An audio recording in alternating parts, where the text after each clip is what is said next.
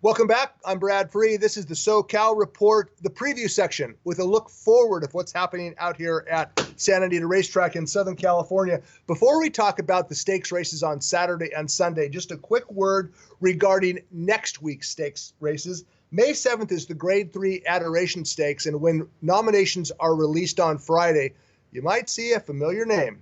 Songbird was nominated to the Grade 3 Adoration. She's not expected to make her first start of the year until the Beholder Mile.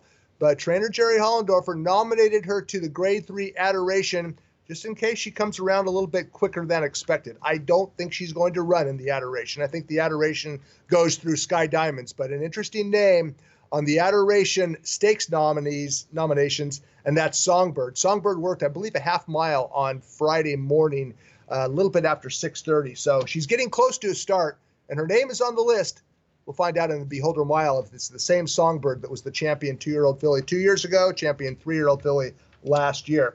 Next Saturday, Kentucky Derby Day, the stakes race at Santa Anita is the Grade 3 Senorita and another Jerry Hollendorfer trained filly who just doesn't lose. Surcat Sally, the undefeated filly, California bred, trained by Hollendorfer, heads up the list of nominees for the Grade 3 Senorita Stakes next Saturday. Okay, of more immediate importance is this weekend. And let's start off with the Grade 3 Thunder Road Stakes, a 1-mile grass race on Saturday. It's race number 7, and the morning line favorite is number 3, Bolo, coming back in 2 weeks after kind of being exposed back at Keeneland. You know, these turf milers out here in California, they are exciting to watch. We've seen some good turf mile races, but every time they go out on the road, they seem to get their head handed to them, and Bolo certainly did. He finished 9th in the Maker's Mark Mile at Keeneland on April 14th. He'll take a big class drop on Saturday in the Thunder Road. He's the class of the field. He's the most likely winner of the race. I don't know if I'd want to take a short price on a horse coming back in 2 weeks, dropping in class in suspect form. Let's take a look at a couple of alternatives, including the sharpest horse in the field, and that's number 7, Sawyer's Hill. He is really good now for trainer Kristen Mulhall. And this is take a look at his March 30th win at Santa Anita, his second consecutive front-running victory, and he did it the hard way, just like Collected did in the Californian. He did it by setting a very fast pace. He went 46-4, 110-3, and kept right on going. His second consecutive win. He's drawn outside. He'll be on the lead under Martin Pedroza, 7-2. Sawyer's Hill, a sharp horse in good form and the horse to catch in the Thunder Road. Another horse to look at is number 2, 2020 Vision. He also is listed as 7-2. Now, this horse is kind of an enigma, and he's not always completely there mentally, according to his trainer, Richard Mandela. But Mandela said early this week that he thinks he has 2020 Vision's head on right for this race. He'll make his first start since finishing nowhere in the Santa Anita Handicap. 2020 Vision is not a dirt horse. He's a grass horse. And his most recent stakes win was back in September at Golden Gate Fields in the Rolling Green Stakes. And that's 2020 Vision down on the inside. He was last early, scooted up the inside under Brice Blanc, and ran away from the field. That was coming in off a layoff, similar to the layoff in which he enters the Thunder Road off of. And 2020 Vision will be ridden by Flavian Pratt.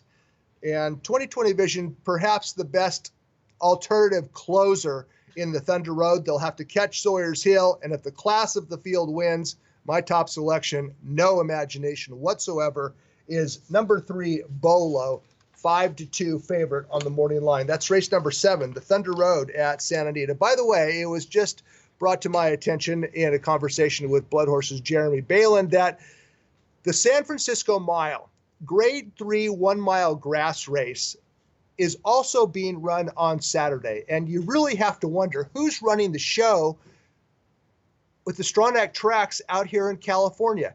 2 Grade 3 races, 1-mile grass races, $100,000 races run on the same day on the virtually the same circuit. Golden Gate Fields and Santa Anita are virtually the same circuit. So at some point in time, these 2 tracks need to start maybe coordinating their stake schedule a little bit.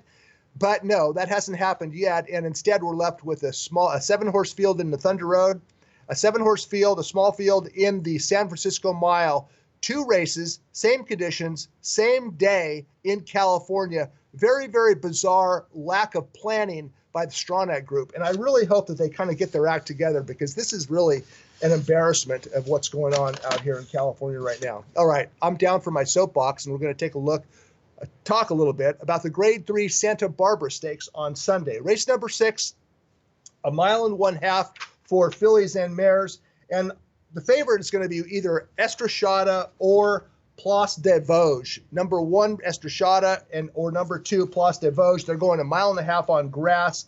And let's take a look real quick at the Astra Stakes. 2 starts back by Estrashada. She was 56-1 this day, and she ran well. She kind of got buried inside a little bit, had to wait for room, finished second at a huge price behind Goodyear for Roses. Goodyear for Roses would come back to win a graded stakes race. Estrashada subsequently tried a Grade 1 dirt race. She was no match for Valdori or Finest City in the Santa Margarita, but she did not miss third by very far. It was an okay race on dirt. She's back doing what she does best on Sunday, and that's run long. When I say long, 1.5 miles. She's back on the grass course, over which she finished a good second 2 starts back. I think she's the most likely winner of the Santa Barbara, but she will face a very sharp allowance filly who's moving through her conditions at a rapid rate, and that's number 2, Place des Vosges.